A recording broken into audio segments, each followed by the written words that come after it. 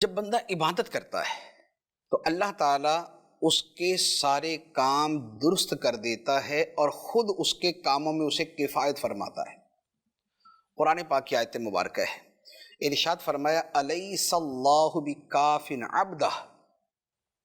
کیا اللہ اپنے بندے کو کافی نہیں؟ مراد یہ کہ کافی ہے، لیکن وہ بندہ عبدیت کا راستہ اختیار کرے جس پر عبد کا لفظ صادق آئے گا، اور وہ عبد کہ جو اپنی اختیار سے،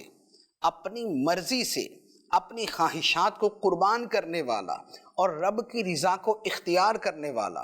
بندگی کے راستے پر چلنے والا اور عبادت کو اپنا شیوا بنانے والا اور ان عبادات کو اپنی زندگی کا حصہ بنانے والا ہے، تو رب العالمین کی طرف سے اس کو کفایت کی جاتی ہے، اور اس کے حق میں یہ ہوتا ہے الیس اللہ بکاف عبدہ، کیا اللہ اپنے بندے کو کافی نہیں؟